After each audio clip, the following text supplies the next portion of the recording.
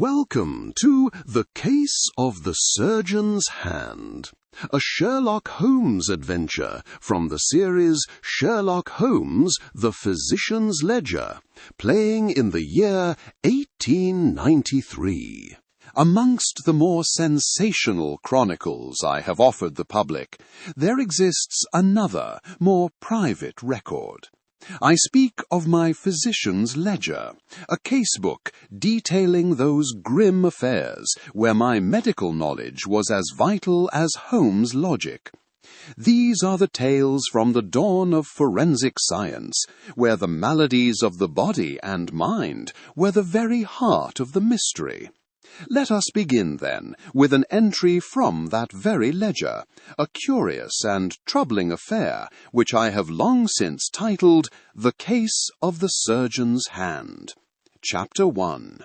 The autumn of '88 was a season of unrelenting dampness. A thick yellow fog pressed itself against our window panes, blurring the gaslights of Baker Street into indistinct smudges of fire. Within our sitting room, a cheerful blaze fought back the gloom.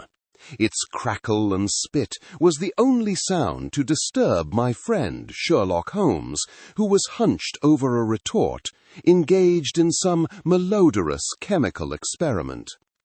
I had laid aside my paper, listening to the mournful hoot of a steamer on the Thames and the distant clatter of a hansom cab upon the wet cobblestones. Suddenly, a carriage pulled up with a great squeal of brakes directly below. Moments later, a frantic, percussive knocking upon our front door spoke of a desperate urgency. Holmes looked up from his work, his keen grey eyes alight with interest.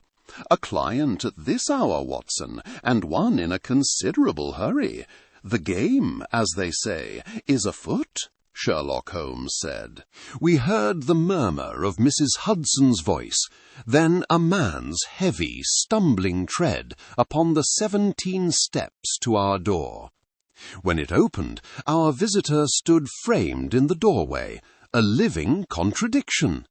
His dress was that of a gentleman of means, a fine wool overcoat and gleaming boots. Yet his face was ashen, his hair dishevelled, and his eyes held the haunted look of one who has stared into the abyss. "Pray, come in, sir. Take the chair by the fire. You have been chilled to the bone," Sherlock Holmes observed sharply. The man entered, closing the door behind him with a slight tremor. He removed his hat, and as he did so, I saw his hand. It was not a steady hand. It shook with a violence that was both shocking and deeply unnatural. "Mr. Holmes, I am Dr. Julian Croft. I have come. I must have your help," answered Dr. Julian Croft. I knew the name at once. Dr. Croft was a titan of the surgical world. His hands were fabled for their rock-like steadiness and precision. He was a veritable artist with the scalpel. To see those same hands now afflicted with such an appalling palsy was a tragedy of the highest order. As he spoke, his voice, once crisp with authority, was now thin and strained. He sank into the offered armchair, and Holmes pushed a glass of brandy towards him. Croft reached for it, and the full horror of his condition became manifest. His fingers spasmed around the crystal, rattling it against the tabletop with a sharp clatter. He brought it halfway to his lips before the tremor worsened, a wild, erratic dance that sent amber liquid splashing onto his waistcoat. With a choked cry of frustration, he slammed the glass back down. As a medical man, I observed the phenomenon with a clinical eye. This was no common nervous affliction. It was not the fine, rhythmic tremor of the drunkard, nor the ceaseless agitation of Parkinson's disease. This was a coarse, violent, and unpredictable convulsion. It was a rebellion of the very muscles that had once been his fortune. "Good heavens, Doctor, how long have you suffered this affliction?" Dr. John Watson inquired, without looking at me. His gaze fixed upon his traitorous hands, he answered, 3 months, sir. 3 months that have cost me my career, my reputation, my very life, responded Dr. Julian Croft. Holmes's voice cut across the surgeon's despair, calm and analytical. "Your life is not yet lost, Doctor, though you believe it to be in mortal peril. It is a peril you suspect comes not from nature, but from the hand of another," Sherlock Holmes said. Dr. Croft's head snapped up, his eyes wide with astonishment. How could you possibly know that?" remarked Dr. Julian Croft. "A man of your eminence does not consult a private detective for a mere medical diagnosis. The finest physicians in London are at your disposal. You have already exhausted that conventional path, and it has failed you. Therefore, you suspect a crime. Your pallor and haste speak to fear, not of illness, but of an enemy. It is, I must confess, a rather elementary deduction," Sherlock Holmes observed sharply. The simple logic seemed to steady the poor man. Having his deepest fear articulated gave it a form he could finally confront. He leaned forward, the firelight catching the desperate glint in his eyes. "It is more than a suspicion, Mr. Holmes. It is a certainty. I am not a sick man. I am a poisoned one," Dr. Julian Croft replied. The examination concluded. I withdrew my hand from Dr. Croft's wrist, yet the phantom sensation of that unceasing, violent tremor lingered on my own fingertips. Outside, the November rain had begun in earnest, its steady drumming against the window panes a melancholic counterpoint to the crackle and hiss of the fire in our hearth. A palpable tension, born of unspoken fears, filled our sitting-room at 221B Baker Street. Dr. Croft sat forward in his chair, his celebrated hands, the instruments of his fame and fortune, clasped between his knees as if to physically restrain their traitorous dance. "It is not a malady, Dr. Watson. It is an attack. A deliberate, methodical, and damnably clever attack upon my very soul," replied Dr. Julian Croft. His voice, though strained, retained the iron certainty that had served him so well in the operating theatre. He raised his head, his gaze shifting from me to Holmes, who had remained a silent, hawk-like figure by the mantelpiece, his expression unreadable in the flickering firelight. "They call it neurasthenia, a weakness of the nerves, a fashionable diagnosis for a ruined man. But I know better. Someone, Mr. Holmes, is poisoning me, slowly, intricately, in a manner that leaves no trace." "A serious accusation, Doctor. On what grounds do you make it?" Sherlock Holmes pointed out.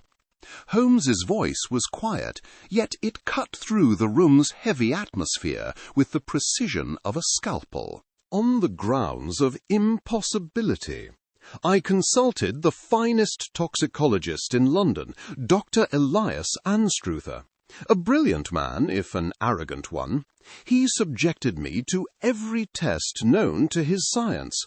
He searched for arsenic using the Marsh test until his laboratory reeked of garlic. He analyzed my blood for lead, for mercury, for antimony. He sought out traces of strychnine, of belladonna, of every organic poison in the pharmacopoeia. Dr. Julian Croft replied. Croft let out a short, bitter laugh that ended in a rattling cough, a stark sound against the steady patter of the rain. His conclusion? Nothing. Not a whisper, not a grain. He declared me the victim of my own overwrought nerves, and dismissed me with a bill that would stagger a Rothschild. Anstruther insists no crime has been committed, because his science cannot detect it. Dr. Julian Croft replied. At this, Holmes finally moved. He pushed himself away from the mantelpiece and began to pace the length of the hearthrug, his hands clasped behind his back. The floorboards gave a familiar groan with each turn.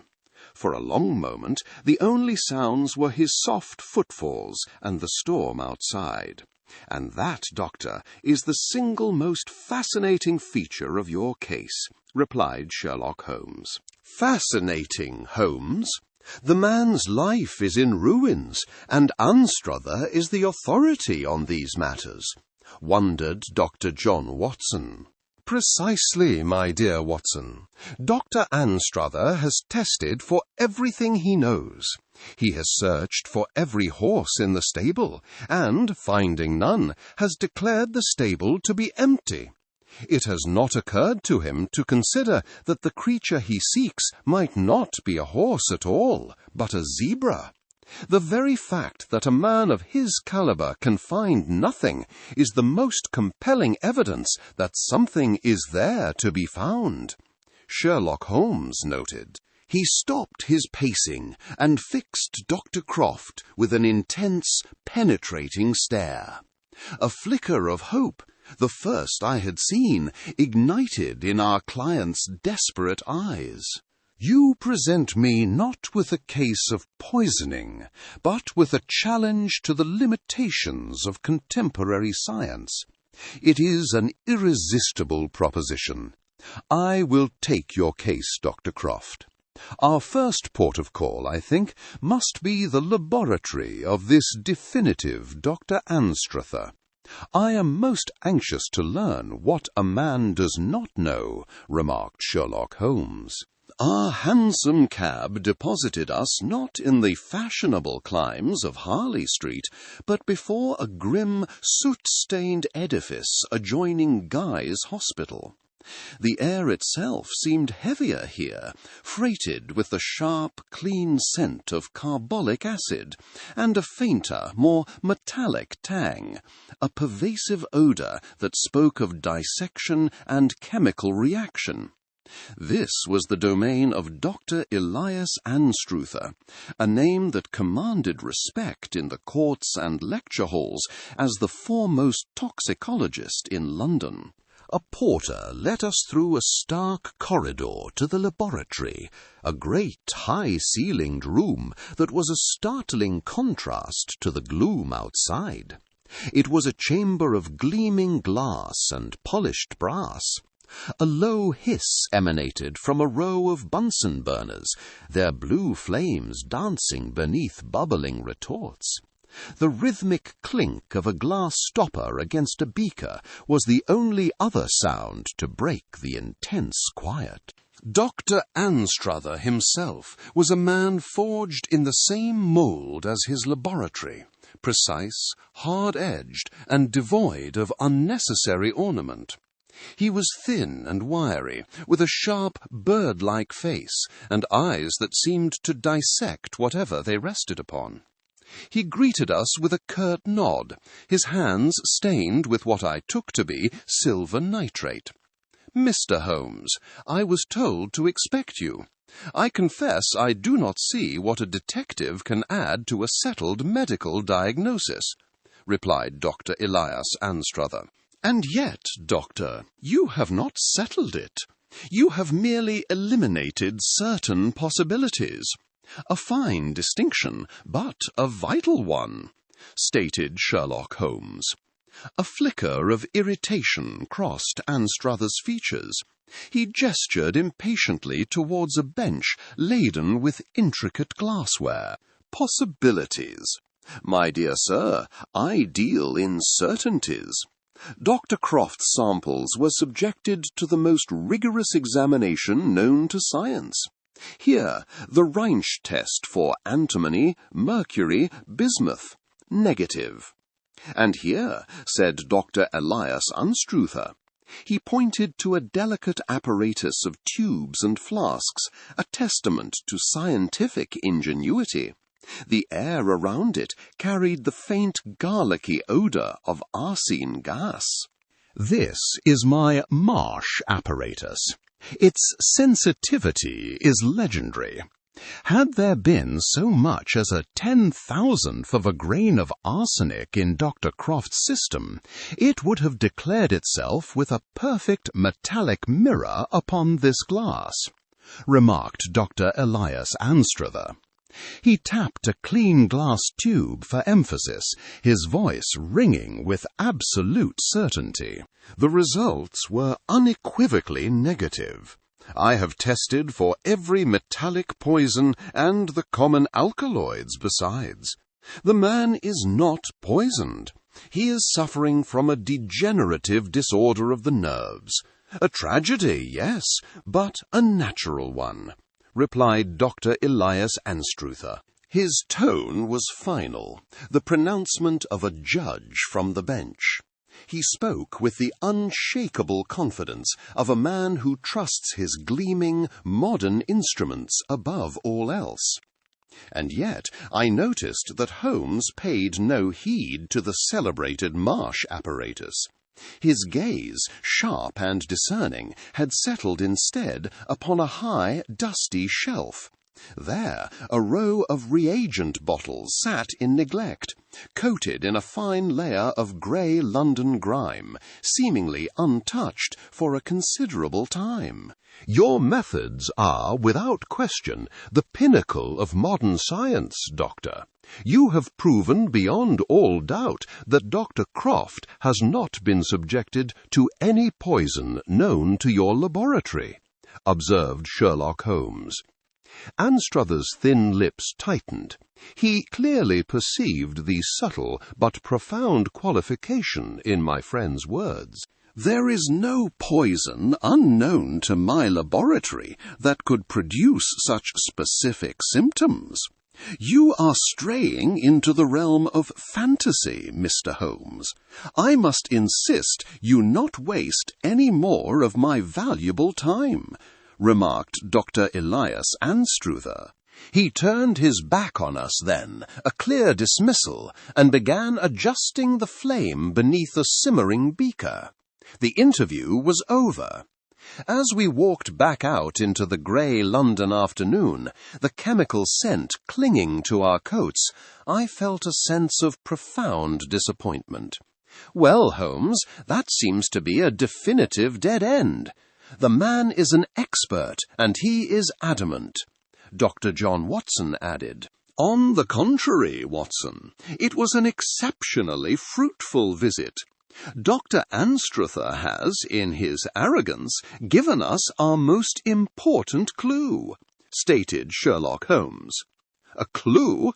He did nothing but dismiss the entire affair," Dr. John Watson replied. "Precisely. He has confirmed that we are not hunting for a common brute with a bottle of rat poison. We are dealing with an intellect of the first order, a mind that knows the limits of men like Anstruther and operates just beyond them. Our next step is clear. We must leave the laboratory and examine the cage." "To Harley Street, Watson," replied Sherlock Holmes.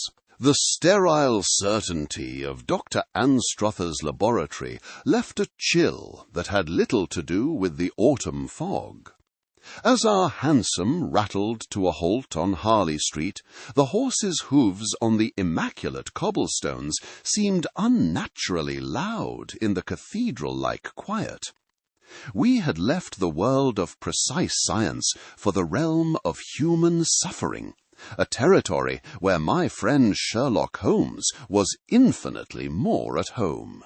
Dr. Julian Croft received us in his grand consulting room, once the envy of London's medical fraternity. It was a place of dark mahogany and polished brass, yet a fine film of disuse had settled upon the gleaming surfaces. The air, heavy with the scent of leather and carbolic soap, was a ghost of the room's former purpose.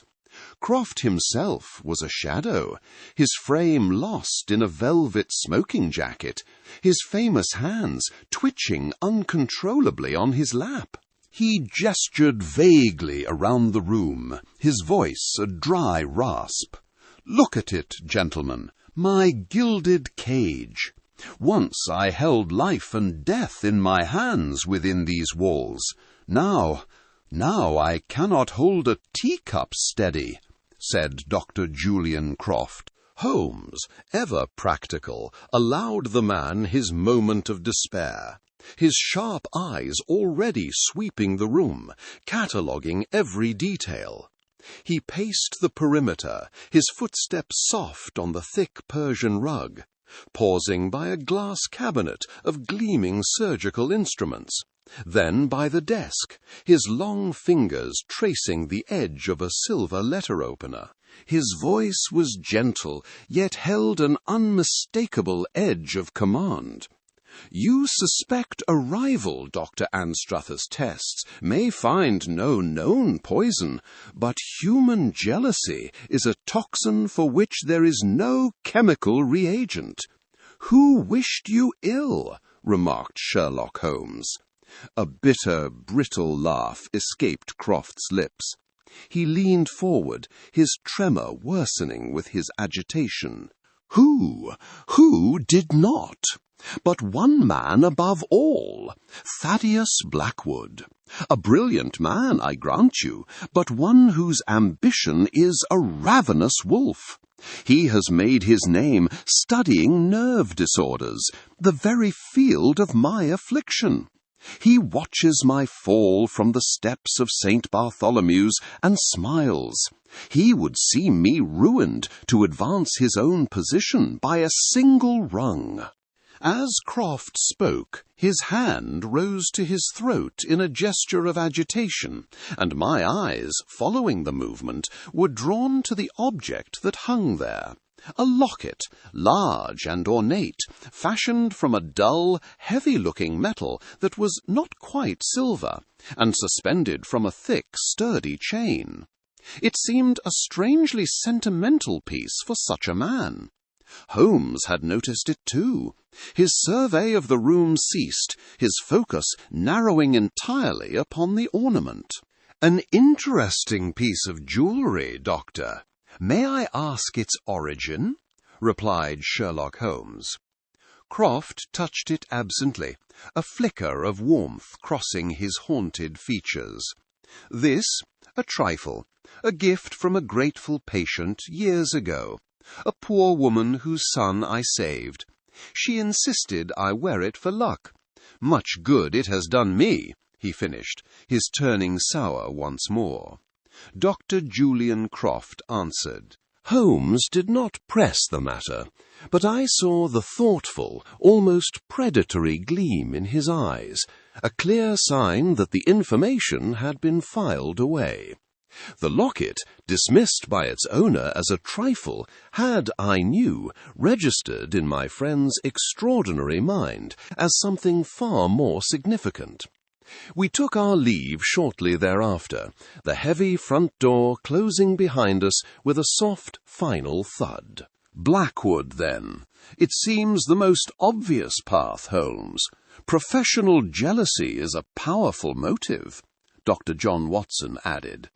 Holmes hailed a passing cab, his gaze distant.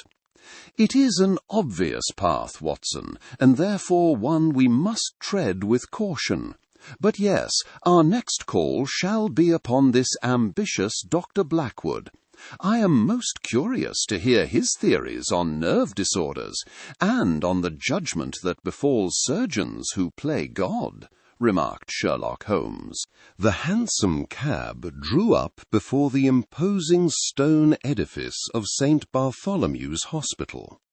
Within its ancient quadrangle, the air was thick with carbolic acid and damp London soot. Our footsteps echoed on the worn flagstones as we crossed to the newer wing, seeking the man Dr. Croft had named as his most ardent rival, Dr. Thaddeus Blackwood. We found him not in a ward, but in a laboratory, a stark white room filled with the glint of polished brass and glass. Dr. Blackwood was a tall, severe man with a face as sharply defined as a surgical scalpel. He looked up from a microscope as we entered, his eyes a pale and chilling grey, showing neither welcome nor surprise. "Dr. Blackwood, I presume? I am Sherlock Holmes, and this is my colleague, Dr. Watson. We are here regarding the affliction of Dr. Julian Croft," deduced Sherlock Holmes. Blackwood straightened, wiping his hands on a cloth with meticulous care. A low bubbling sound from a flask over a Bunsen burner was the only disturbance in the room's clinical silence. "I have heard of his misfortune. A great tragedy for a man who lived by the steadiness of his hands." "What concern is it of yours?" replied Dr. Thaddeus Blackwood. "Dr. Croft believes his condition is no misfortune, but the result of a deliberate and malicious act." "He mentioned your name," remarked Sherlock Holmes. A flicker of something, not guilt, but a kind of wry, intellectual contempt passed over Blackwood's features. He gestured to a pair of stools. "Did he, indeed? It does not surprise me. Julian Croft always saw a rival in every shadow. Let me be plain, Mr. Holmes. I considered him my professional adversary. I made no secret of my ambition to surpass his reputation, and my research into nerve disorders would, in time, have done so. But to suggest I would resort to such a crude and theatrical crime, that shows a profound lack of imagination on his part," said Dr. Thaddeus Blackwood. His tone was so devoid of passion it was almost reptilian. I pressed the matter from a more practical standpoint. "Can you account for your time these past months, Doctor?" Dr. John Watson commented. "With ease. For the last 6 weeks I was in Edinburgh, delivering a series of lectures at the university. Before that I was at a conference in Berlin. My movements are a matter of public record. I have not been within a mile of Croft's Harley Street practice since the spring," replied Dr. Thaddeus Blackwood. "The alibi was sound, delivered with an unshakable confidence that convinced me entirely." Holmes, however, leaned forward slightly, his gaze narrowed and intense. "Your disdain for the man appears to run deeper than mere professional competition," Sherlock Holmes pointed out. For the first time, a shadow crossed Blackwood's face. He picked up a glass rod, turning it over and over in his long, slender fingers. The room fell utterly quiet, save for the whisper of the gas flame. Dr. Croft possessed a singular talent, but also a singular arrogance. I have always believed that surgeons who play God eventually face their own judgment. Perhaps his hands now tremble with the weight of it, responded Dr. Thaddeus Blackwood. The words hung in the sterile air, heavier than any simple admission of rivalry. They spoke of a conviction, a moral certainty that was profoundly disturbing. We soon took our leave, and as we crossed the quadrangle, the afternoon gloom had deepened considerably. A cold-blooded fish, that one. But his alibi is ironclad. He cannot be our man, commented Dr. John Watson. Holmes did not reply at once, stopping beneath the flickering gas lamp, whose light cast his hawk-like features in sharp relief against the encroaching fog. "The alibi is a trifle, Watson. It is the motive that signifies. Did you mark his words?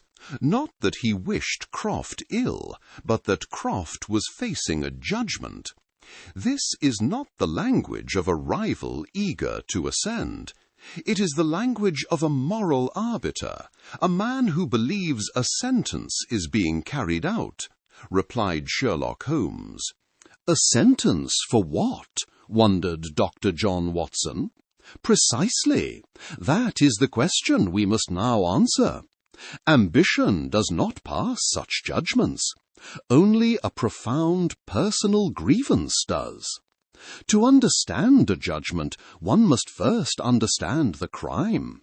We must find someone who was present not for Croft's triumphs, but for his transgressions," deduced Sherlock Holmes. He set off at a brisk pace, his meaning clear.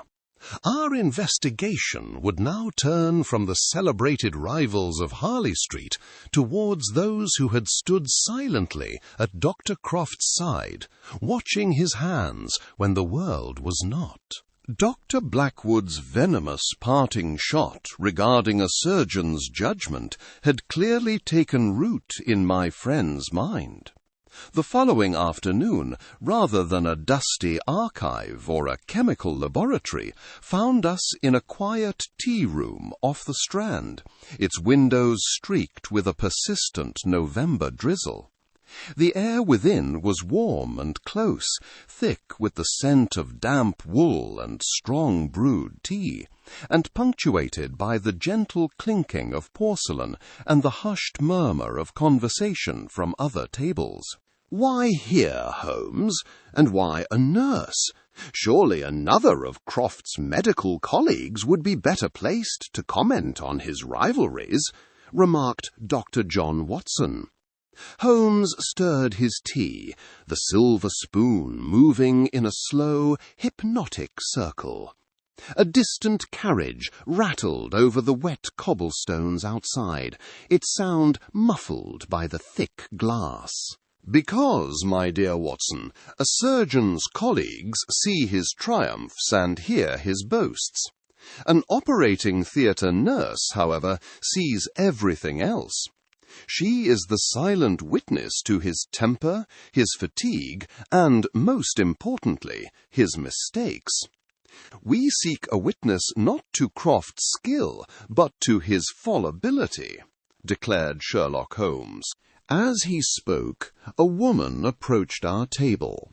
She was of middle years, with a plain, tired face, and hands that, though scrubbed clean, bore the permanent mark of harsh hospital soaps, chapped and reddened.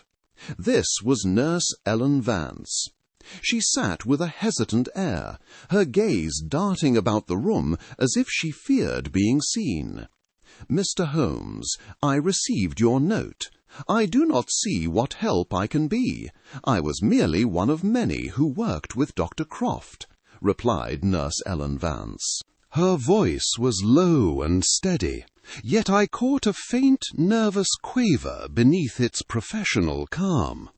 "But you were there for many years, Nurse Vance. You saw him at the height of his powers. Tell me, was he a man who suffered fools gladly?" observed Sherlock Holmes. "He was demanding. He expected perfection, from himself and from everyone in his theatre," Nurse Ellen Vance said. Holmes leaned forward, his voice dropping to a more confidential tone that seemed to draw the woman in, isolating our small table from the rest of the room. "And did he always achieve it? Perfection? In a career as long as his, there must have been incidents, moments where things did not go precisely to plan," Sherlock Holmes observed sharply. A sudden clatter broke the quiet. Nurse Vance's spoon had slipped from her fingers, striking the saucer with a sharp ring that turned a few heads. Her face, already pale, had become ashen. She stared at Holmes, her composure utterly shattered. I don't know what you mean," responded Nurse Ellen Vance. But her denial was weak, her voice a mere whisper. "I think you do. I have spoken with Dr. Blackwood, who spoke of judgment. It is a terrible thing, is it not, to see a man like Dr. Croft, once so proud and powerful, reduced to a trembling wreck, to know that his suffering is profound. It must weigh heavily on a conscience, particularly if that conscience bears the burden of a secret." Sherlock Holmes responded. Tears welled in the nurse's eyes, tracing slow paths down her weary face. The dam of her professional loyalty, eroded by years of guilt and now broken by the sight of Croft's own torment, finally gave way. It was 3 years ago, a Mr. Abernathy, an operation on the spleen. Dr. Croft was tired, overconfident. His hand slipped. Just for a second, he nicked the aorta. Nurse Ellen Vance replied. Her voice trembled, thick with unshed grief and remembered fear. There was nothing to be done. The man bled out upon the table. Dr. Croft, he was masterful in his deception. He called it an unforeseen complication, a weakness in the vessel wall. We all corroborated his story. His reputation was saved, and an innocent man's death was recorded as a tragedy of fate.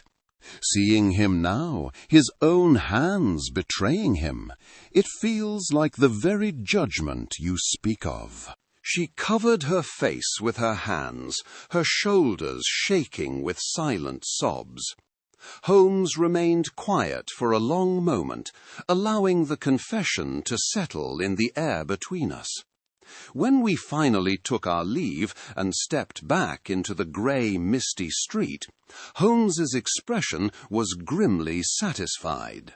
"We have found our motive, Watson. Not ambition, but vengeance. Now, however, the case requires your particular talents more than mine. I need a physician's diary, not a detective's notes," replied Sherlock Holmes. "My diary, Holmes? To what end?" Dr. John Watson inquired. "I want you to visit Croft. Examine him a meticulous clinical ledger of his decline, the tremor, the pallor, any other symptom you observe, no matter how trivial it seems. A poison that eludes Dr. Anstruther's tests may yet reveal itself through the unique pattern of its destruction. The devil, Watson, is in the details, and I am entrusting you to unearth him there," explained Sherlock Holmes. At Holmes's behest, I found myself once more within the funereal quiet of Dr. Julian Croft's Harley Street practice. The previous week's revelations from Nurse Vance had cast a pall over my perception of the man. He was no longer merely a victim, but a figure shadowed by his own past sins. A solemn tick-tock from a grand mantel clock was the only sound to disturb the heavy air, which hung thick with the scent of leather polish and despair. Croft sat hunched in a wing-back chair, his once commanding frame now looking frail and shrunken within its confines. "I trust you are prepared for this, Doctor. Mr. Holmes insists upon a most meticulous record," asked Dr. John Watson. He gave a slight, jerky nod, his hands trembling violently upon the arms of the chair. The tremor, I noted, had worsened considerably. It was a fine, continuous shudder, quite unlike the coarse shaking of the habitual drunkard or the palsied grip of old age. "Anything, Watson, anything at all. Just find the cause. This affliction is a prison," responded Dr. Julian Croft. His voice, which had once filled operating theatres with clipped authority, was now a reedy, uncertain thing. I opened my new leather-bound ledger, the crisp crackle of its spine a stark contrast to the room's oppressive stillness. For the next hour I conducted my examination with the dispassionate focus of a military surgeon on the battlefield. I tested his reflexes, which were sluggish. I examined his eyes, his tongue, his skin. And then, following a specific line of enquiry Holmes had suggested, I moved to less obvious matters. Tell me of the sensation in your extremities, Croft, your fingers and your toes. Is there anything beyond the weakness? Dr. John Watson commented. He looked up, a flicker of surprise in his weary eyes. It is the strangest thing, a persistent tingling, like 1,000 tiny needles. It began in my fingertips, the very instruments of my trade, and has since crept into my feet. At night it is a torment, replied Dr. Julian Croft. Peripheral neuropathy, I noted carefully in my ledger. As I leaned closer to check his pulse, my eye was caught by the state of his hair. It was thin, alarmingly so, and I could see patches of scalp showing through where it had once been thick and dark. I recalled the full head of hair he had possessed only a few months prior. "Have you been losing your hair, Doctor?" remarked Dr. John Watson. He gave a short, bitter laugh that ended in a cough. "It is but another indignity. It comes away in my comb each morning. Vanity is the first casualty of ruin, is it not?" Dr. Julian Croft replied. I recorded this new symptom, my pen scratching across the page. A persistent tremor, a creeping neuropathy, and significant hair loss. The combination was deeply unsettling. Returning to my chair, I reviewed my notes. I ran through the catalogue of known ailments in my mind. The symptoms did not align with mercurialism, for there was no inflammation of the gums. It was not lead poisoning, which typically presents with a colic he did not possess. It was certainly not any palsy or nervous disorder with which I was familiar from my studies or my practice. I closed the ledger with a soft thud that seemed to echo in the silence. My task, as set by Holmes, was to provide him with raw, empirical data. Yet, as a medical man, I could not help but form a conclusion. It was a conclusion that offered no comfort, only a profound sense of dread. Dr. Croft, from a purely clinical standpoint, your condition corresponds to no known disease in our medical lexicon. The specific constellation of your symptoms is quite unique. Dr. John Watson added. I had given him a medical fact, but it landed with the finality of a death sentence. If it was not a natural disease, then it must be an unnatural one. Holmes was right. This was the work of a human hand, employing a devilish agent that science, in its current state, was utterly unprepared to identify. My ledger contained the proof, but it offered no name for the enemy. That, I knew, would be a task for the chemists and toxicologists, a challenge I suspected even the brilliant Dr. Anstruther would be unable to meet. The summons from Dr. Anstruther arrived by telegram, its tone as clipped and imperious as the man himself. We found him in his laboratory, a chamber of sharp chemical odours and the precise clinking of glass upon slate. A low, steady hiss from a Bunsen burner was the only constant sound, a metallic whisper against the tense silence that greeted our arrival. Anstruther, his face flushed with a sort of intellectual fervour, stood before a bench littered with beakers, test tubes, and the arcane apparatus of his trade. "Ah, Mr. Holmes and Dr. Watson, you have arrived in time to witness the final curtain call on this rather tiresome drama," Dr. Elias Anstruther replied. With a flourish, he gestured towards a rack of tubes, each containing a colourless liquid. His voice, loud in the echoing chamber, was filled with the triumphant certainty of a man who had proven his point beyond all contention. "At your insistence, I have repeated every test. I have exhausted every procedure known to toxicological science. The Marsh test for the slightest trace of arsenic? Utterly negative. The Rhines test for antimony, for mercury, for any of the heavy metallic poisons. As you can see, the copper remains pristine."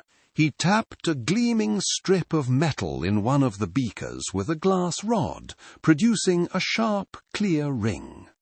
Holmes stood motionless, his hands clasped behind his back, his gaze sweeping over the laboratory, not with disappointment, but with a quiet, unnerving intensity. "You have been most thorough, Doctor. I do not doubt your methods," Sherlock Holmes observed sharply. "They are not my methods, sir. They are the methods of science. Infallible, precise. We have sought every poison catalogued by man, from aconitine to zinc sulfate.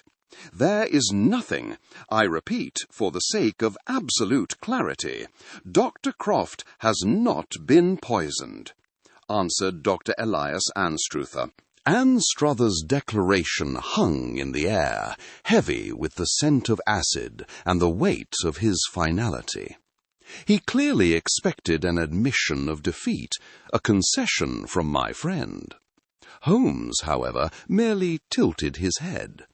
"And you are quite certain, Doctor, that your catalogue is entirely complete?" Sherlock Holmes observed sharply. The question was spoken softly, yet it seemed to strike Anstruther like a physical blow. A dark flush rose from his collar. "Complete?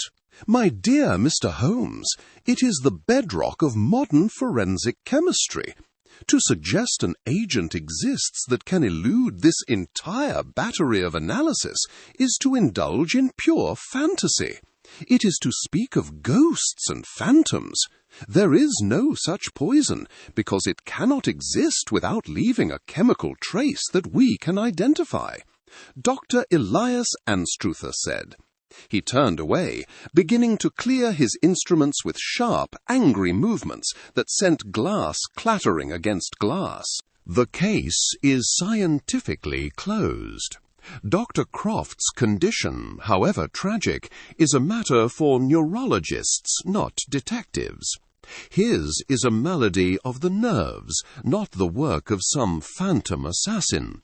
I must now insist you cease this intrusion and allow men of science to proceed without the distraction of your fanciful theories." Dr. Elias Anstruther replied.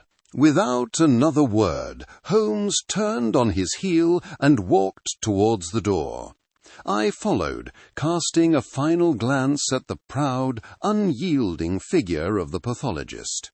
The heavy oak door clicked shut behind us, its solid thud muffling the sounds of the laboratory and leaving us in the sudden quiet of the corridor.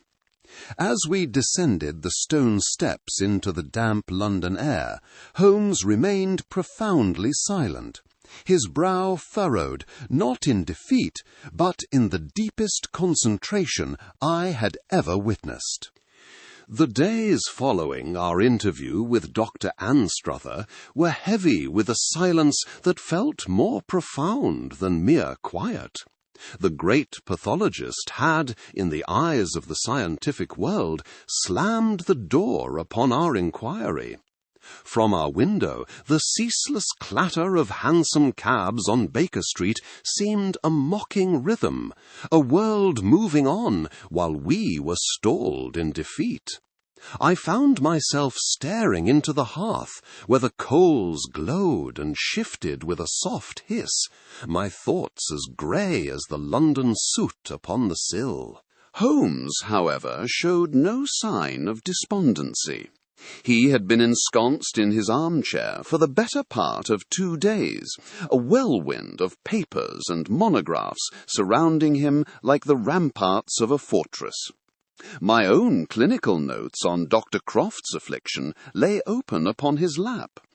The air was thick with the scent of his strong shag tobacco, and the only sounds were the rustle of a turning page and the gentle crackle of the fire. Watson, your penmanship, whilst commendably legible, has a tendency to drift when you are fatigued. Read me this passage again, if you would, the section from your second visit to Croft. Sherlock Holmes observed sharply. His voice, sharp and sudden, cut through my reverie. I took the proffered pages and angled them towards the gaslight, its steady hum a familiar comfort in the deepening twilight. Of course, Holmes. It reads, "The patient complains of a persistent tingling sensation in the soles of his feet, which has now ascended to his hands. There is marked lethargy. Of particular note is a peculiar patchy loss of hair at the temples and nape, which he dismisses as a symptom of nervous strain." Dr. John Watson replied. I looked up, but Holmes was no longer in his chair. He had sprung to his feet and was now pacing before the fireplace, his hands clasped tightly behind his back, his brow furrowed in the fiercest concentration. The floorboards creaked rhythmically under his impatient stride. Patchy loss of hair. Anstruther, with all his test tubes and reagents, saw only the grand tremor. He looked for the footprint of an elephant and missed the trail of the serpent. He searched for known poisons, Watson, poisons from the established pharmacopoeia. Our culprit is not a common brute, but an artist of a darker school, replied Sherlock Holmes. He stopped his pacing and strode to a tall bookshelf laden with obscure, leather-bound volumes. His long, thin fingers danced across the spines before plucking one out. A slim, unremarkable book on continental chemistry. The pages whispered as he turned them with a speed that spoke of a man who knew precisely what he was seeking. Ah, here we are, a monograph on the more obscure metallic elements. Listen to this, Watson. Thallium, a rare element, soft, bluish-white. Its salts are colourless, odourless, and highly toxic. Chronic exposure results in severe neuropathy, fatigue, and a characteristic alopecia. Does that not sound familiar? Sherlock Holmes pointed out. His voice was low and intense, each word landing with the weight of discovery. He looked at me over the top of the book, his grey eyes alight with a fire I had not seen since the case began. Thallium? Good heavens, Holmes! I have never encountered it in all my practice. It would be entirely outside the scope of a standard toxicological screen. Anstruther would never have looked for it, asked Dr. John Watson. Precisely. He would not. But the question remains, the method of delivery. It must be continuous, subtle, a poison administered by inches over many months. What object is Dr. Croft never without? What does he touch day in and day out that another man does not? Explained Sherlock Holmes. My mind raced, but it was Holmes who supplied the answer. His gaze became distant for a moment, as if picturing our afflicted client, before it snapped back to me with piercing clarity. "The locket, Watson, the sentimental locket he wears against his skin. It is the perfect delivery system.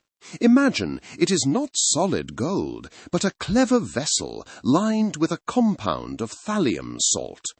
Each day, perspiration and body heat would leach a minuscule, undetectable dose through the pores. Enough to destroy a man's nerves, but never enough to be found by a clumsy chemical analysis looking for a single large ingestion." The sheer diabolical ingenuity of the locket's design left me speechless.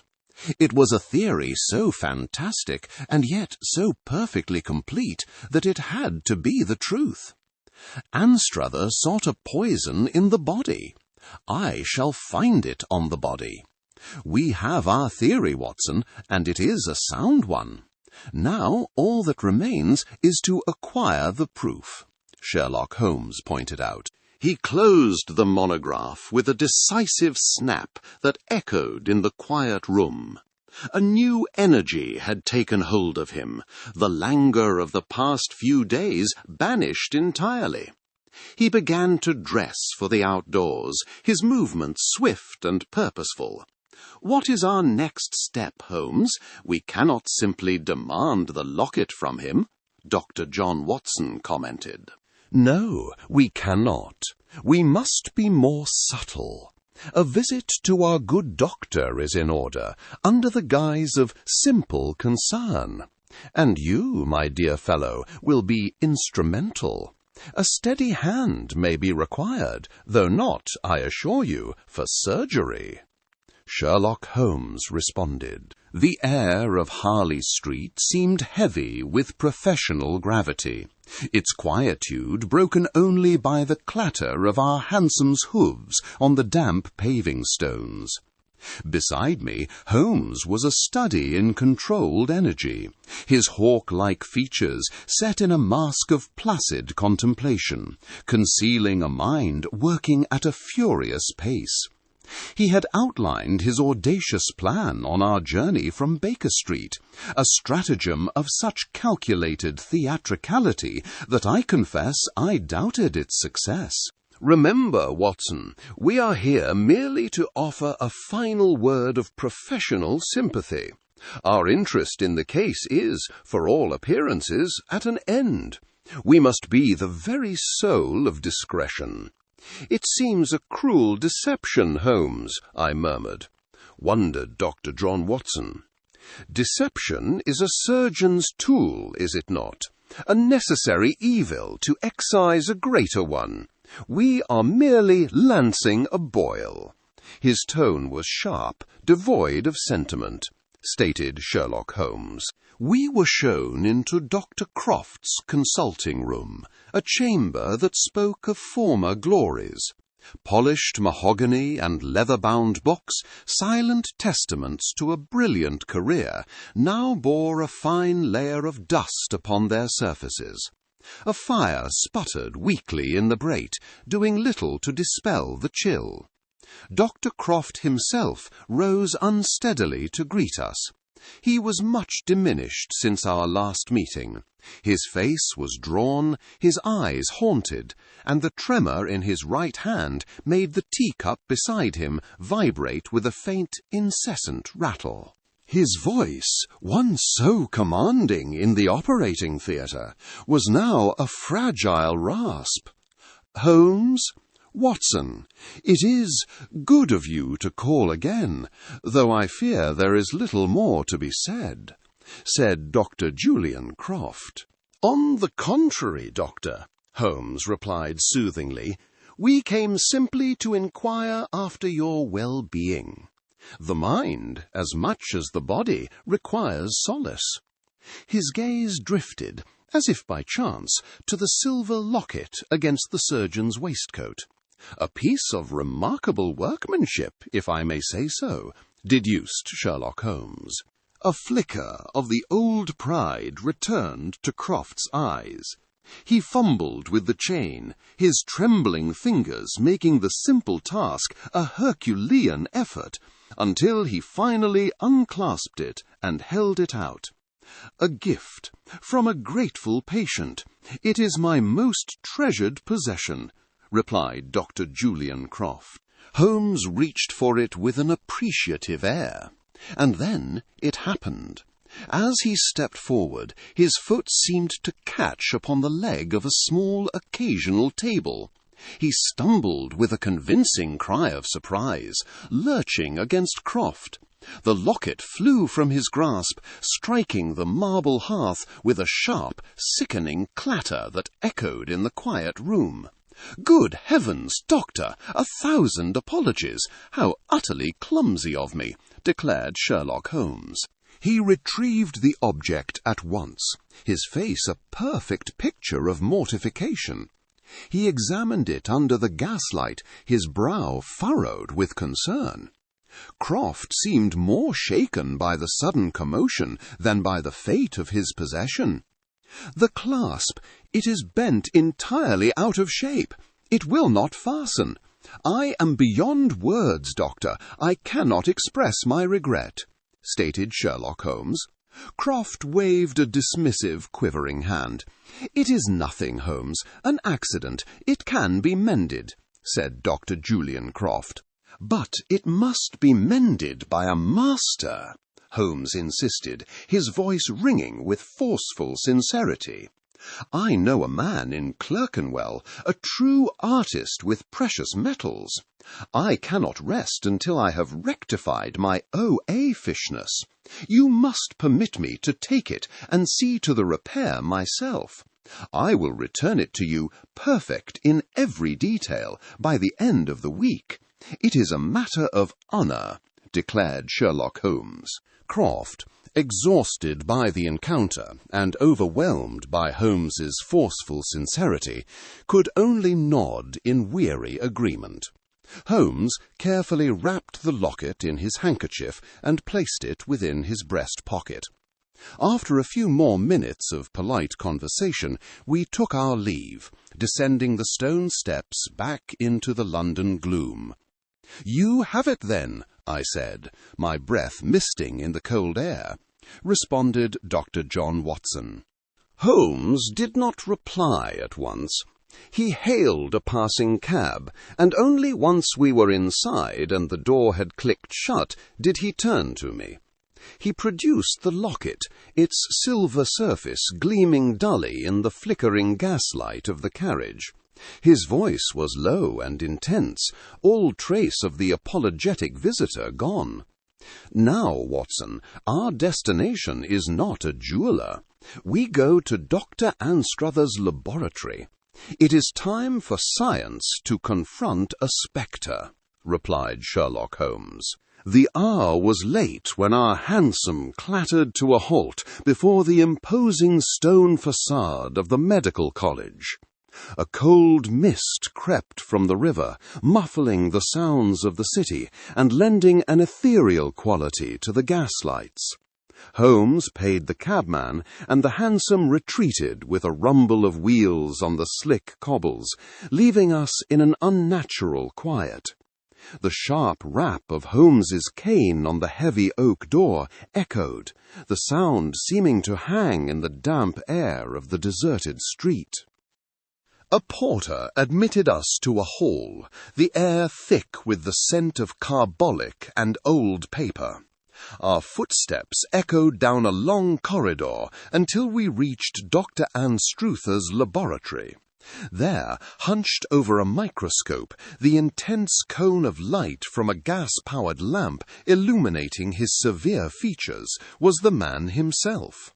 The room was a formidable forest of glass retorts, beakers, and coiled tubing, the low, steady hiss of a pilot light the only sound to break the quiet.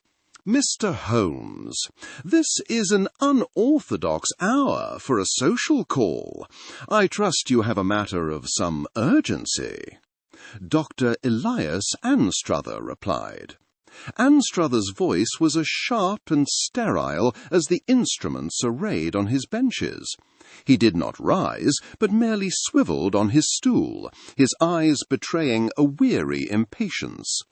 Holmes stepped forward into the light, drawing from his pocket the small, damaged locket we had procured from Dr. Croft. "Urgency is the word, Doctor. I believe the answer to your puzzle lies not in a tissue sample, but within this," replied Sherlock Holmes. He placed the locket on the bench. The faint scratch of metal on slate seemed disproportionately loud in the stillness. Anstruther glanced at it, a flicker of disdain crossing his face. "A trinket? I assure you, I have tested Dr. Croft's blood, his food, his very person, for every alkaloid and arsenical compound known to science. He is not poisoned. This is a fool's errand," Dr. Elias Anstruther said. "It is only a fool's errand if one uses the wrong map. Your methods are exquisite for finding what you seek, but you have been seeking a horse in a kennel for dogs. Tonight we shall employ a different sort of test. Kindly light your Bunsen burner, Doctor," remarked Sherlock Holmes. There was a note of quiet command in Holmes's voice that permitted no argument. With a sigh of profound scepticism, Anstruther reached for the brass tap.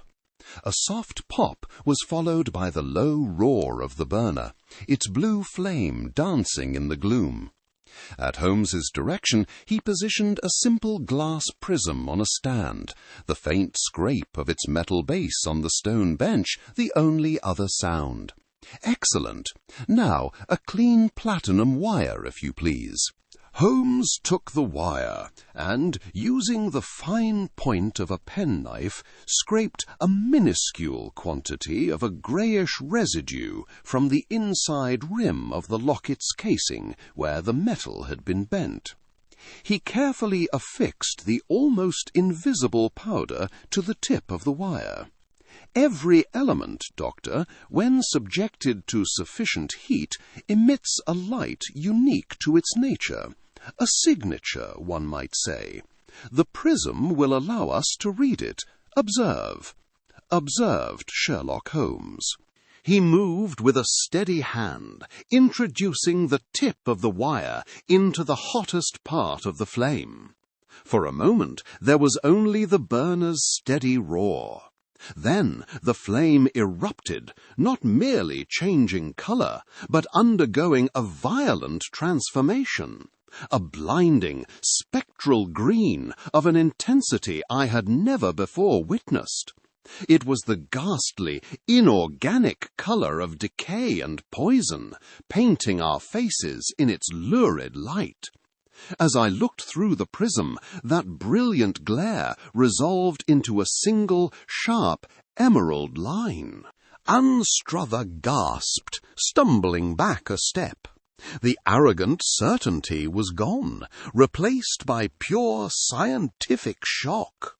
His mouth hung slightly agape as he stared, utterly transfixed by the phenomenon. "Your chemical reagents could not find it, for you were not looking for a metal. You see before you, Doctor, the unmistakable spectral signature of thallium, a rare and wicked poison indeed, and one which produces precisely the nervous symptoms that have so afflicted Dr. Croft." Sherlock Holmes observed sharply. The pathologist stared, not at Holmes, but at the locket, now lying inert and innocuous upon his bench. The brilliant green light had vanished as quickly as it had appeared, but its ghost seemed to hang in the air, a silent testament to a crime that had very nearly been perfect. The only sound was the steady, indifferent roar of the burner. Thallium, my God! But who would possess such a substance? Who would have the diabolical knowledge to apply it in such a manner? said Dr. Elias Anstruther. With a sharp twist of the brass tap, Holmes extinguished the flame. The sudden cut of the burner's roar left a ringing silence, plunging the room back into the stark contrast of light and shadow. He met the doctor's astonished gaze, and his expression was grim. "That, Doctor, is the question we shall answer tomorrow," deduced Sherlock Holmes. The air in Dr. Croft's Harley Street study hung heavy and suffocating like a shroud. Rain lashed the tall windows, each gust of wind punctuated by the maddeningly steady tick of a grand carriage clock on the mantelpiece. 5 souls gathered in the flickering gaslight. Dr. Croft, a shrunken figure in his armchair, his infamous hands twitched uncontrollably upon his knees. Nurse Vance, pale and rigid on a chaise longue, and Dr. Blackwood, poised near the hearth, the very picture of professional concern.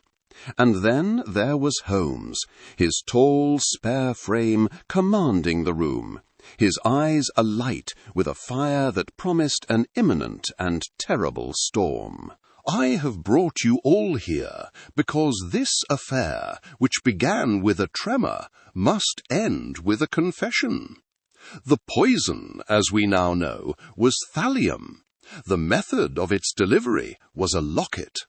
The only remaining questions are those of motive and, of course, of the poisoner himself," replied Sherlock Holmes. His gaze swept over us, settling on no one, yet the invisible weight of it seemed to press down upon us all. The ticking of the clock hammered into the silence. Dr. Croft loosed a low moan, a sound of pure despair. "Who, Holmes? For God's sake, who would do this to me?" answered Dr. Julian Croft. Holmes's attention shifted, his expression softening almost imperceptibly as he turned to the trembling nurse. "The motive, Doctor, is not rooted in professional jealousy, but in a debt of blood. A debt incurred 8 years ago. Nurse Vance, you were present in the operating theatre on the day Mr. Abernathy died upon the table, were you not?" Sherlock Holmes observed sharply. Nurse Vance flinched as if struck.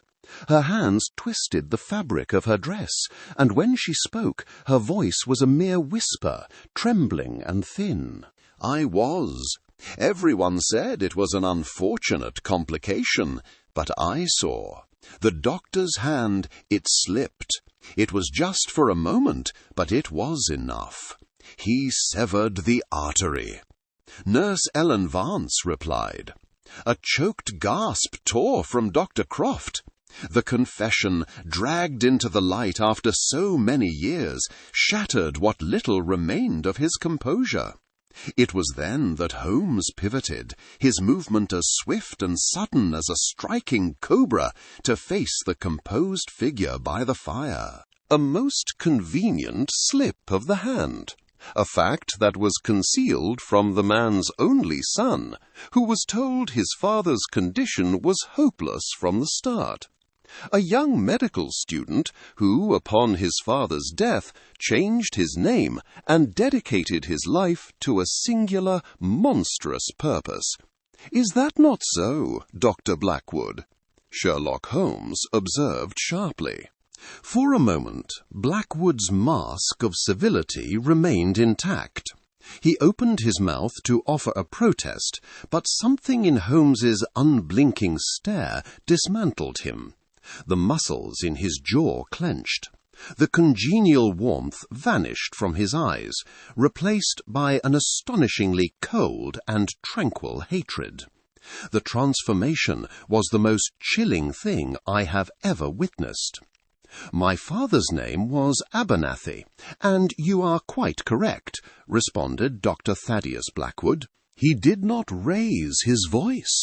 On the contrary, it dropped to a conversational calm that was infinitely more terrifying than any shout. He relished the moment, the unburdening of his long and patient vendetta.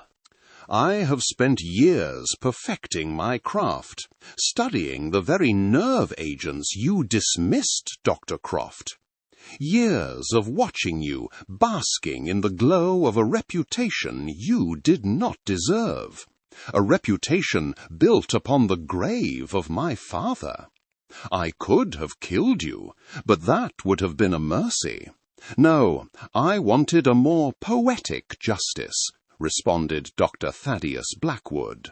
He advanced a deliberate step, his eyes locked on Croft's quivering hands. The clock on the mantel chimed the hour, each stroke landing like a hammer blow in the suffocating quiet. The hands that killed my father, it was only right that they should be the instruments of your own ruin, to watch your gift, your pride, wither and die, to leave you a trembling shell, haunted by the skill you no longer possess. That, Mr. Holmes, is a vengeance worthy of a surgeon's son, Dr. Thaddeus Blackwood answered. As his final chilling words fell, a heavy, measured tread ascended the stairs from the street below. Holmes had evidently orchestrated their arrival. He gave a slight nod, his duty done. Come, Watson, our work here is concluded. The rest is a matter for Scotland Yard, declared Sherlock Holmes. The familiar comfort of our Baker Street lodgings felt a world away from the chilling confession we had witnessed not 2 hours prior. Outside, a persistent November rain lashed against the window panes, its rhythmic drumming a soothing counterpoint to the memory of Dr. Blackwood's cold, measured voice. A cheerful fire crackled in the hearth, casting long, dancing shadows across the clutter of Holmes's chemical apparatus and my own neatly stacked medical texts. Yet the warmth of the room could not quite dispel the chill that had settled deep within me. Holmes, I confess my mind still struggles to grasp it, that a man could sustain such a meticulous quest for revenge over so many years. It is beyond monstrous, asked Dr. John Watson. Holmes remained perfectly still in his armchair, his eyes closed as if in slumber. For a moment I thought he had not heard me above the hiss of the fire and the drumming of the rain. Then his voice, calm and precise, sliced through the quiet. It is not monstrosity, Watson, but a terrible and twisted form of logic. Blackwood did not see it as revenge, but as justice, a balancing of the scales. The true puzzle was never the motive, for a man like Croft was bound to have made enemies. The puzzle was the method. Sherlock Holmes observed sharply. He leaned forward then, his lean frame eclipsing the firelight, and gestured with a long finger towards the small table where my case notes lay. He plucked the folio from the table, the rustle of paper, a sharp sound in the otherwise quiet room. Dr. Anstruther, for all his undeniable genius, was looking for a known quantity. He searched his laboratory for a textbook poison, and, finding none, declared the case unsolvable. His error was fundamental. He failed to appreciate that the most crucial laboratory was Dr. Croft himself, and the most vital equipment was not a microscope, but your own observant eyes. Sherlock Holmes observed sharply. He flattened the pages, his gaze scanning my familiar script. It is all here. You noted on your third visit that the tremor was paradoxically more pronounced upon waking. You recorded that Croft's hand was steadiest after he had been performing some minor physical task. Anstruther dismissed it as an anomaly. I knew it to be the key, Sherlock Holmes said. But what could it mean, Holmes? I took it for a peculiarity of the nervous affliction, Dr. John Watson commented. It meant the poison was not ingested, but absorbed. It was a cumulative agent, delivered by a constant source. Circulation from activity would disperse the toxin temporarily, granting a brief respite. Periods of stillness, such as sleep, allowed it to concentrate in the tissue. The delivery mechanism, therefore, had to be something worn upon the person, day and night. The locket, a gift from his supposed rival, became the only logical answer.